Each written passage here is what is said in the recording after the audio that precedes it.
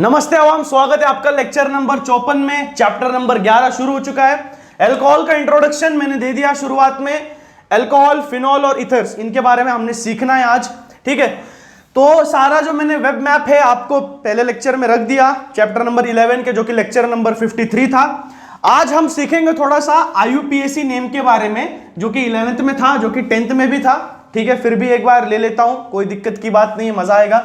उसके बाद थोड़ा प्रिपरेशन टेस्ट हम देखेंगे कि अल्कोहल को बनाते कैसे है, बनता कैसा है, ठीक है। और शायद से इन दोनों ही टॉपिक्स में आज हमारा चैप्टर खत्म हो जाएगा, क्योंकि टॉपिक बड़े हैं, चीजें बताने के लिए बहुत ज्यादा है इन्हीं चैप्टर्स में, ठीक है।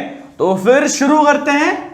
देखो, IUPAC नेम और प्रिपरेशन ऑफ अल्कोहल, इसको थोड़ा सा साइड कर ले। IUPAC name, international union of pure and applied chemist, ठीक है। ये हमको बताते हैं कि किसी भी केमिकल कंपाउंड को नाम कैसे देना है। तो सबसे पहले देखेंगे अल्कोहल का।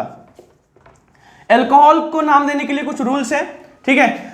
नाम ऐसे देना है, देखो, जो भी पेरेंट अल्केन है, ठीक है, इसमें अल्कोहल में नाम देते समय जो भी पेरेंट अल्केन है, समझो ALKNE या ALKENE, ठीक है, या YNE, जो भी E है, E को रिप्लेस करके OL यहां पे डाल देते हैं हम लोग, ठीक है। OL यहां पे डाल देते हैं, ये हो गया सबसे बेसिक रूल। और फिर उसके बाद जो भी सबसे लंबी कार्बन चेन होती है वहां से गिनते हैं, ठीक है। अल्कोहल पहले इस पे होगा तो सीधा नाम दे दोगे प्रोपेनॉल, ब्यूटेनॉल, इथेनॉल। अगर अल्कोहल किसी बीच वाले कार्बन पे जुड़ा हुआ तो कार्बन से गिनते आओ, जिस उस पे नाम होगा उस पे, ठीक है। जैसे ब्यूट 2-ene-1-ol, इसका नाम कैसे दोगे, ठीक है। सबसे पहले तो ब्यूटेन बना लो, और सेकंड पे डबल बॉन्ड होगा, और पहले कार्बन पे होगा अल्कोहल ग्रुप, ठीक है। तो मतलब इस तरह से कोशिश करते रहो कि IUPAC नाम बना सको, ठीक है। तो फिर टेक्स्ट बुक में 1 by 1 देखते हैं IUPAC नेम का इन्होंने लॉजिक क्या दिया है। सबसे पहले दिया इन्होंने IUPAC नेम अल्कोहल्स को, जो भी इन्होंने बोला अल्केनॉल्स, है ना। इन्होंने बोला है अल्केनॉल्स हम नाम देते हैं, अल्केन के E को सब्स्टिट्यूट करके OL डाल देते हैं वहां पे, जो अल्कोहल बन जाता है वो। उसके बाद बेसिक नाम देते हुए एलिफेटिक को, सबसे लंबी कार्बन चेंज होती है वहां से नंबरिंग शुरू करते हैं, जिस पे भी अल्कोहल प्रेजेंट होगा वहां पे OL लगा देंगे, और अगर डबल बॉन्ड ट्रिपल बॉन्ड होगा तो ENE YNE रिस्पेक्टिवली, ठीक है। और फिर उसके बाद साइक्लिक अल्कोहल्स के लिए अल्कोहल का जो पेरेंट अल्केन होता है, समझो इथेन है, उसका E नहीं जाएगा, उसका इथेन वैसे ही रहेगा, ठीक है। और 1,2 डायऑल, जहां पे अल्कोहल है वहां पे डाई, ट्राई, मोनो, जितने अल्कोहल लगे होंगे, ठीक है। पॉलीहाइड्रिक अल्कोहल्स के लिए बता रहा हूं ये, पॉलीहाइड्रिक अल्कोहल्स। पॉलीहाइड्रिक यानी कि क्या, अगर OH एक से ज्यादा ग्रुप्स जुड़े हुए हैं, एक से ज्यादा अगर लगे हुए हैं, तो पेरेंट अल्केन का E नहीं जाएगा, वहां पे सिर्फ 1 और 2 डायऑल लगने वाला है, मोनोऑल या ट्राईऑल, जितने ऑल होंगे उतने। अगर साइक्लिक अल्कोहल है, ठीक है, जैसे यहां पे इन्होंने एग्जांपल दिया है साइक्लिक अल्कोहल का, अच्छा सा एग्जांपल ले लूंगा। यहां पे ये आ गया, ठीक है, C2H5, और यहां पे इन्होंने OH ग्रुप दे दिया है। अब इसका नाम देखो कैसा आएगा।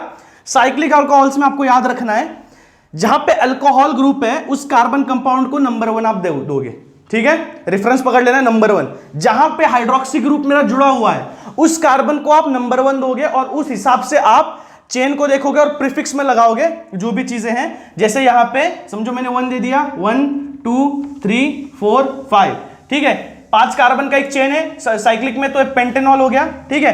तो सबसे पहले लिख दूंगा मैं पेंटेनॉल, ठीक है, पेंटेनॉल, समझ में आ गया ये। अभी दूसरे कार्बन पे मेरा इथाइल ग्रुप है, ठीक है, तो फिर मैं लिखूंगा 2 पे इथाइल, ठीक है। और ये साइक्लिक कंपाउंड है, एक है ना, साइक्लिक कंपाउंड है, तो यहां पे साइक्लोपेंटेनॉल आ जाएगा। समझ में आ रहा है, जो भी साइक्लिक अल्कोहल से उनके लिए। पॉलीहाइड्रिक यानी कि क्या, एक से ज्यादा अल्कोहलिक कंपाउंड्स है, तो मोनो, डाई, ट्राई, टेट्रा, पेंटा, जो भी आपके हिसाब से जितने ज्यादा अल्कोहल्स उस कार्बन चेन पे हैं उतने आप नाम दे सकते हो। यह आ जाएगा 2 इथाइल साइक्लोपेंटेनॉल। साइक्लोपेंटेनॉल ये तो बेस है, ये साइक्लिक है ना। और साइक्लोपेंटेनॉल जहां पे 1 है, 1 से आपको शुरू करना है कार्बन नेमिंग, और जिस कार्बन पे कोई अगर अल्किल ग्रुप जुड़ा हुआ है, जैसे यहां पे इथाइल ग्रुप जुड़ा हुआ है, तो आप उसको 2 ethyl, 3 ethyl, 4 ethyl, 2,4 diethyl, 2,3 dimethyl, ऐसा भी हो सकता है ना। 2,3 डाइमिथाइल के लिए ऐसा आ जाएगा कुछ, ठीक है। ये 2,3 डाइमिथाइल हो गया, 2,3 डाइमिथाइल साइक्लोपेंटेनॉल। समझ रहे हो, जो बड़े बड़े नाम है ना इनके छोटे छोटे राज है ऐसे, ठीक है, जो बड़े बड़े नाम आते हैं 2 3 डाइमिथाइल साइक्लोपेंटेनॉल, बहुत बड़ा नाम है और लॉजिक इसका है जो बहुत आसान है। अल्कोहल का समझ में आ गया। अल्केन ग्रुप पे जो भी ई रिप्लेस करके आप ऑयल लगा दोगे वहां पे अल्केन हो, अल्कीन हो या वायन हो, ठीक है। और जो भी डबल है, ट्रिपल है, आप उसको नंबरिंग दे सकते हो सबसे लंबी कार्बन चेन को। अगर पॉलीहाइड्रिक अल्कोहल से ज्यादा अल्कोहल जुड़े हुए हैं एक दूसरे के साथ, जैसे मैं यहां पे एग्जांपल भी बता देता हूं, ठीक है, तो यहां पे है CH2 CH2 OH OH ऐसा। अब 2 अल्कोहल है, ठीक है, तो इथेन ये आ गया 1,2 डायऑल, एक होता तो मोनोऑल, 3 होते प्रोपेन 1 2 3 ट्राइऑल, ठीक है। समझ में आ रहा है, बहुत इजी है। पॉलीहाइड्रिक के लिए ये हो गया कि ई को आपको रिप्लेस नहीं करना है, सिर्फ 1 2 डायऑल मोनोऑल ट्राइऑल लगा देना है। यहां पे साइक्लिक अगर ग्रुप है तो साइक्लोपेंटेनॉल, फिर उसके बाद साइक्लोहेक्सेनॉल, फिर उसके बाद जो भी ग्रुप्स है हमारे, ठीक है, साइक्लोमिथेनॉल, साइक्लोइथेनॉल, जो भी है उसको साइक्लो लगा देना है अगर साइक्लिक में है। उसके बाद आपको नंबरिंग शुरू करना है जहां पे हाइड्रोक्सी ग्रुप आपका जुड़ा हुआ है, ठीक है, हाइड्रोक्सी ग्रुप आपका जुड़ा हुआ है वहां से आपको नंबरिंग शुरू करना है 1 2 3 4। और जहां जहां पे अल्किल ग्रुप्स, बड़े बड़े अल्किल ग्रुप्स लगे, बल्कि हो चाहे कुछ भी हो, प्रोपाइल, बिपाइल, अल्काइल, ब्यूटाइल, जितने भी हो, आपको उसको बस 2 3 नंबरिंग दे करके साइक्लो के पहले लिख देना है। बेस आपका ये रहेगा, समझ रहे हो। तो मेरे शेरों, मेरे चीतों, अल्कोहल का ये था नेमिंग स्ट्रक्चर। इसके बाहर का आपको कुछ भी नहीं आएगा, ये बता देता हूं, ठीक है। इसके बाद अल्कोहल के बाद हमको सीखना है फिनॉल का नेमिंग स्ट्रक्चर। फिनॉल का भी सेम टू सेम है, ठीक है, फिनॉल का भी सेम टू सेम है, लेकिन आपको एक बात समझनी है, IUPAC सिस्टम में इसको बेंजीन कहा जाता है, ठीक है, IUPAC सिस्टम में इसको बेंजीन कहा जाता है। और इस पे अगर OH ग्रुप आ गया, ठीक है, तो फिर ये बेंजीनॉल हो जाएगा, ठीक है, क्योंकि IUPAC के हिसाब से बेंजीन में से, बेंजीन जो एक अल्कीन है, ठीक है, बेंजीन जो एक अल्कीन है उसमें से ई निकाल करके OL डाल देना है। तो IUPAC हिसाब से फिनॉल का नाम एक्चुअली बेंजीनॉल है, लेकिन फिनॉल नाम भी IUPAC ने अडॉप्ट कर लिया है, एक्सेप्ट कर लिया है, तो इसको फिनॉल भी कहा जाता है कॉमन नेम्स में, लेकिन इसको IUPAC नेम ही बोल सकते हो आप, ठीक है, क्योंकि फिनॉल भी एक्सेप्ट कर लिया है IUPAC सिस्टम ने। तो बेंजीनॉल इसका बेसिक स्ट्रक्चर हो जाएगा। अब जो भी इसके ऊपर कंपाउंड जुड़े हुए हैं, आप टेबल नंबर 11.2 देख सकते हो, बेंजीनॉल या फिनॉल बोला गया है पहले कंपाउंड को, ठीक है। तो आपको सेम कार्बन नंबरिंग शुरू करनी है जहां पे हाइड्रोक्साइल ग्रुप जुड़ा हुआ है। सबसे पहले मैंने 1 2 3 4 यहां पे दे दिया, 5, तो समझो यहां पे ग्रुप जुड़ा है CH3, तो क्या लिखोगे 2 मिथाइल फिनॉल, हो गया बेसिक 2 मिथाइल फिनॉल, 3 पे जुड़ा होगा उतना, ठीक है। और कॉमन नेमिंग में क्या करना है, कॉमन नेमिंग में 1 2 3 नहीं, ऑर्थो मेटा पैरा बोलना है, ठीक है, बस, और कोई दिक्कत की बात नहीं है, ठीक है। ऑर्थो मेटा और पैरा, OH को ग्रुप छोड़ करके फिर वहां से अगले कार्बन कंपाउंड से आप ऑर्थो मेटा और पैरा गिनोगे, ठीक है, समझ में आ रहा है। ये IUPAC नेमिंग सिस्टम है और कॉमन नेमिंग सिस्टम, जो कि टेबल में आपको बहुत अच्छी तरीके से दिख रहा है। अगर आप टेक्स्ट बुक को टेबल को लेकर के बैठोगे तो आसान से समझ में आएगा, लेकिन यहां पे मैं समझा भी रहा हूं, वैसे तो थ्योरी आप पढ़ भी लोगे तो समझ में आ जाएगा, लेकिन IUPAC नेम में कंफ्यूजन होता है, इसलिए मैं IUPAC नेम भी ले रहा हूं। मेरा लेक्चर का पहले 10 मिनट्स इसमें थोड़ा हम देंगे, थोड़ा ध्यान देंगे, ठीक है। अब ये हो गया फिनॉल का। फिनॉल में और कुछ बाकी है क्या?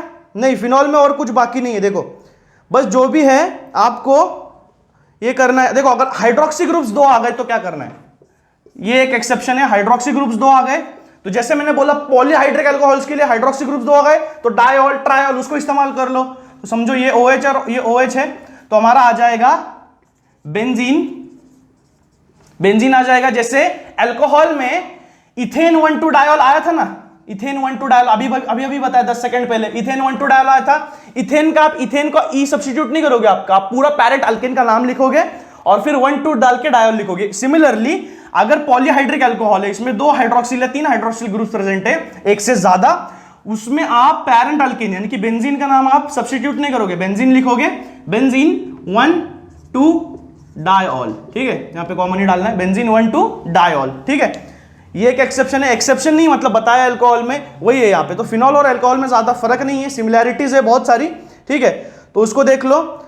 अब बचा कौन सा, इथर। इथर में देखो, इथर में क्या है, इथर में IUPAC नेमिंग सिस्टम में इथॉक्सी यानी कि क्या, अल्कोहल में कैसा था, अल्कोहल में पेरेंट नेमिंग सिस्टम, जो बेस नेमिंग सिस्टम है वो था एल्केनॉल, ठीक है ना। और इथर में आ जाएगा आपका basic naming system according to IUPAC, वो आ जाएगा अल्कोक्सी। अल्कोक्सी, इसको आपको याद रखना है, अल्कोक्सी आ जाएगा, ये आ जाएगा बेसिक नेमिंग सिस्टम आपका। जैसे कि मैंने एग्जांपल ले लिया, ठीक है, देखो इथर क्या है बेसिकली ROR, ठीक है, ये है।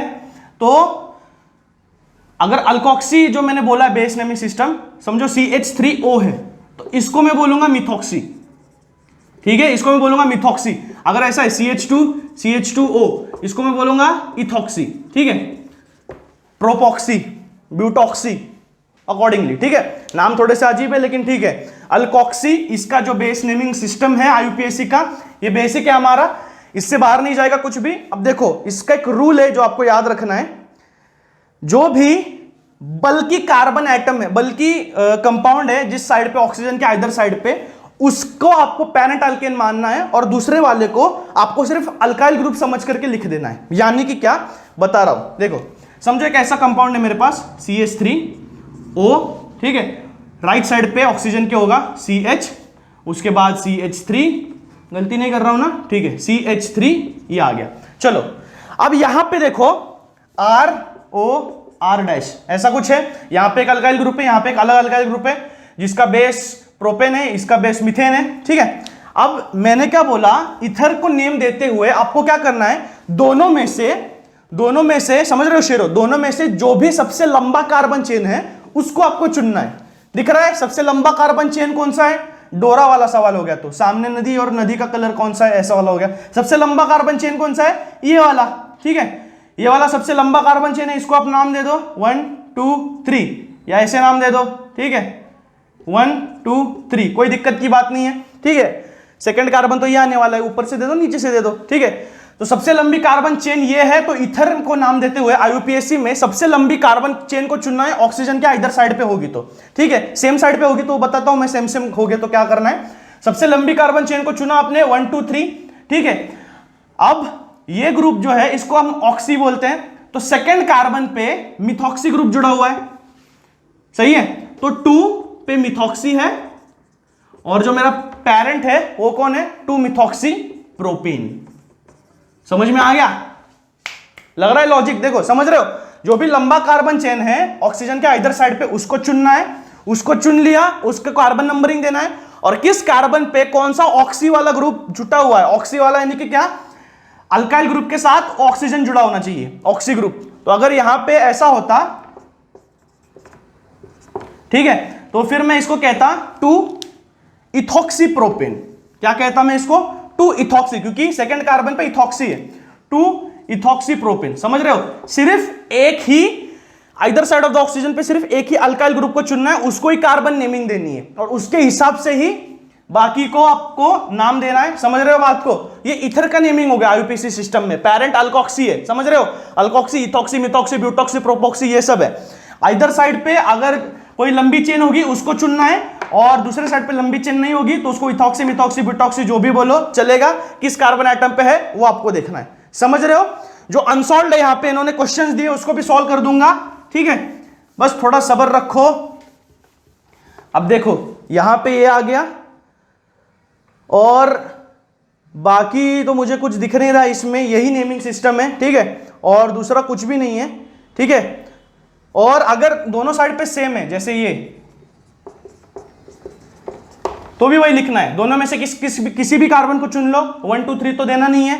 क्या करना है आपको, ये कौन सा ग्रुप है, मिथॉक्सी, ये क्या है, पेरेंट अल्केन, मीथेन, क्या नाम आ गया, मिथॉक्सी मीथेन, नाम वही आएगा, बस नंबर नहीं होंगे इसमें।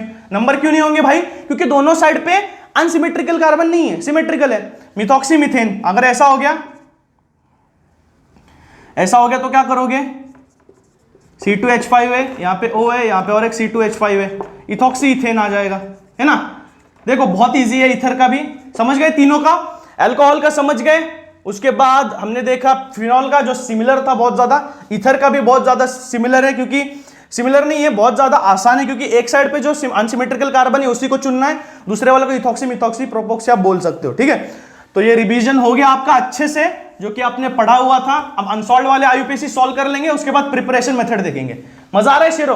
देखो बोर नहीं होना है, टाइम पास की बात नहीं है, एकदम चिल वाली बात है। इसमें भी लॉजिक लगता है, इसमें भी चीजें आपको सोचनी पड़ती है, इसमें भी नाम है, कुछ नामांकन है, रूल्स के हिसाब से चलना पड़ता है। तो जितने ज्यादा क्वेश्चन बनाओगे ना उतना ज्यादा मजा आएगा। तो क्वेश्चन बनाया करो इससे, ठीक है, इससे आपका रिवीजन होता रहेगा अच्छी तरीके से। और केमिस्ट्री पढ़ते पढ़ते ना अगर बोर हो गए ना तो पॉज मत लिया करो, ठीक है? समझ में आ रहा है? अब बोलोगे यार सर बोल रहे पॉज मत लिया करो, पॉज मत लिया करो क्योंकि देखो अगर केमिस्ट्री पढ़ रहे हो तो पॉज में आप ऐसी चीजें करो जो आपको एक्साइट करती है। यानी कि क्या, समझो किसी कोई मैथ्स का प्रॉब्लम ले लिया, आप मैथ सॉल्व कर लो थोड़ा सा, ठीक है? या केमिस्ट्री में आईयूपीएसी नेम लगा लिया, वो लगा लो, ठीक है? या आपने ऑर्गेनिक पढ़ रहे हो, ऑर्गेनिक पढ़ते पढ़ते बोर हो गए, इनऑर्गेनिक के न्यूमेरिकल ले लो, सेकंड थर्ड चैप्टर के, फर्स्ट चैप्टर के, उन न्यूमेरिकल को कर लो, फोर्थ चैप्टर के न्यूमेरिकल्स ले लो, ठीक है? तो कुछ ना कुछ करते रहो जो आपको ऑर्गेनिक से थोड़ा सा ब्रेक दिलाएगा। ब्रेक देना मतलब यानी कि पॉज लेना नहीं होता, यानी कि टाइम पास कर रहे हो, गाने सुन रहे हो, कोई 3 घंटे की मूवी देख ली है ना, अरे सर शुरुआत में देखना था मुझे लेकिन पूरी बैठ गया देखने, नहीं यार, ये पॉज मतलब ऐसे मत बनाओ। आप पॉज लेना है ना आपको तो ऑर्गेनिक के बजाय इनऑर्गेनिक करो, फिजिक्स के न्यूमेरिकल कर लो, मैथ्स कर लो, ऐसे वाले पॉज लो, ठीक है? तो उससे क्या होगा, आपका ब्रेन स्टॉर्मिंग जो है ना, जो आप हीटअप हुए पढ़ने के लिए, ठीक है, लिंक जो है आपकी वो टूटेगी नहीं, पढ़ाई चलती रहेगी, ब्रेन का जो एक्सरसाइज है वो चलता रहेगा। पॉज ले लिया ना तो ब्रेन शांत हो जाएगा, फिर वापस शुरू करो, फिर क्या पढ़ा था, फिर ये बहुत दिक्कत आती है, ठीक है? तो इसको, इस गुरु मंत्र को याद कर लो कि अब पढ़ रहे हो ना, जब लिंक में बैठे हो 2-3 घंटा आपसे जितनी पढ़ाई होती है उतनी पढ़ाई करो। ऑर्गेनिक 1 घंटा से नहीं ज्यादा होता, मत बैठो, 1 घंटा ही पढ़ो। लेकिन जो पॉज ले रहे हो, वापस आप रेज्यूम करने वाले ऑर्गेनिक को, लेकिन पॉज ले रहे हो ना, उसमें इनऑर्गेनिक के न्यूमेरिकल सॉल्व करो, मैथ सॉल्व करो, कुछ और करो, कोई बुक पढ़ लो, ठीक है? लेकिन पढ़ाई करो दोस्तों, कुछ और मत करो यार, ठीक है? समझ रहे हो? तो शेरो इसको फॉलो कर लो। आईयूपीएसी नेम में अगला हम देखेंगे अनसॉल्व देखेंगे, हो गए तीनों कंपाउंड, और क्या देखना है, ठीक है? इस टेबल को अच्छे से पढ़ लो और तो और मजा आएगा। चलो, right the IUPAC name of the following compounds and try this. Brain power, क्या ब्रेन पावर यार, देखो मजा है। देखो इसमें सबसे पहले साइक्लिक कंपाउंड है और यहां पे इन्होंने पॉलीहाइड्रिक अल्कोहल भी दे दिया है साथ में। तो बेस देखो मेरा सा, ये 1 2 3 4 5 क्या हो गया, साइक्लोपेंटेनॉल आ जाएगा। सबसे पहले साइक्लोपेंटेनॉल आ जाएगा, ठीक है? इसमें क्या आ जाएगा, साइक्लोपेंटेनॉल में 1 पे ही 2 अल्कोहल जुड़े हुए हैं, तो क्या आ जाएगा, साइक्लोपेंटेन 1 डाइऑल। आ गया समझ में? वही है लॉजिक, देखो कुछ चेंज नहीं हुआ है बस, ठीक है?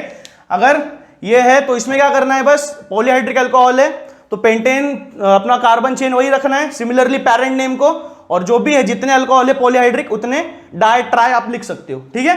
ये पहला वाला हो गया। उसके बाद दूसरा वाला इन्होंने किसका दिया है, अल्कोहल का ही है क्या? नहीं, दूसरा वाला इन्होंने दिया है इथर का, शायद से CH3 अनसॉल्व है ये वाले, देखो लिख लो, डाइजेस्ट लिया होगा तो बहुत अच्छी बात है, लेकिन यार कॉपी मत किया करो, थोड़ा सा खुद से सवाल लगाओगे बनाओगे तो मजा आएगा। O और इधर साइड पे CH2 CH3। अब दोनों में से चुनो सबसे बड़ी कार्बन चेन कौन सी है। सबसे बड़ी कार्बन चेन है ऊपर वाली 1 2 3 4, ये हो गया, क्या हो गया, ब्यूटेन हो गया, ठीक है? और सेकेंड कार्बन चेन पे इथॉक्सी ग्रुप है, ठीक है? तो क्या आ जाएगा, 2 इथॉक्सी ब्यूटेन। आसान है? आसान है कि नहीं? बहुत आसान है। देखो 2 इथॉक्सी और ये ब्यूटेन, क्योंकि जो बड़ा वाला है उसको पेरेंट आपको मानना है और जो छोटी वाली कार्बन चेन है ऑक्सीजन के इधर साइड पे उसको इथॉक्सी ब्यूटॉक्सी आप बोल सकते हो, ठीक है? और एक जितने अनसॉल्व्ड है सब कर लेंगे आज। तो नीचे वाले हैं बेंजीन का दिया है, ठीक है? ये बेंजीन है हमारे पास, ऊपर है CH2 और यहां पे OH, ठीक है? और यहां पे क्या है, पहले ही इस पे 2 कार्बन चेन है, ठीक है?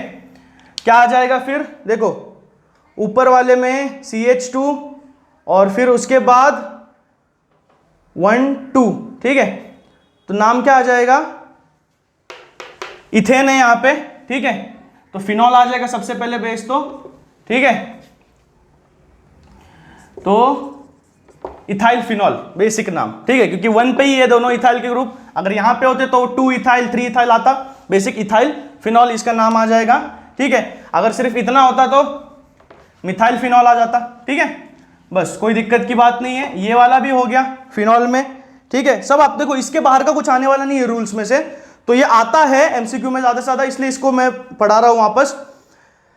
यहां पे देखो, यहां पे आ जाएगा ये वाला जो नंबरिंग सिस्टम हम एक्सपेक्ट कर रहे थे, ये फिनॉल का ये ग्रुप, ठीक है। जहां पे फिनॉल है वहां से नंबरिंग शुरू कर दो, ये आ जाएगा CH3 यहां पे 1 2 3, क्या आ जाएगा 3 मिथाइल फिनॉल।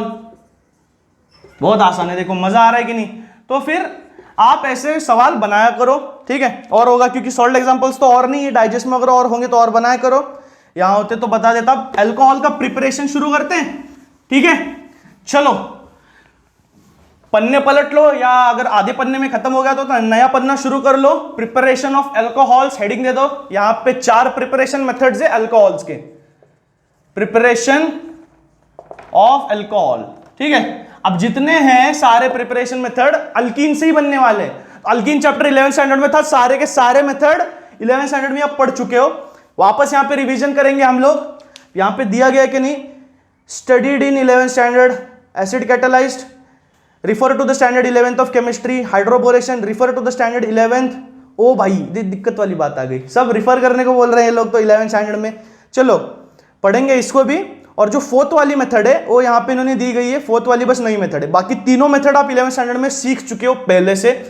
बहुत अच्छी बात है, रिवीजन नहीं होगा, याद नहीं होगा तो चलो याद करा देता हूं। प्रिपरेशन ऑफ अल्कोहल में 4 मेथड है, यहाँ पे जो पहले 3 आप सीख चुके हो, 4 मेथड है। वेब चार्ट बना लो, आपको आसानी रहेगी। अल्किल हैलाइड से सबसे पहले अल्कोहल बनेगा। अल्किल हैलाइड तो यहीं पे सीखा है ना, अल्किल हैलाइड तो पिछले चैप्टर में सीखा है, हैलोजन डेरिवेटिव्स में, है ना।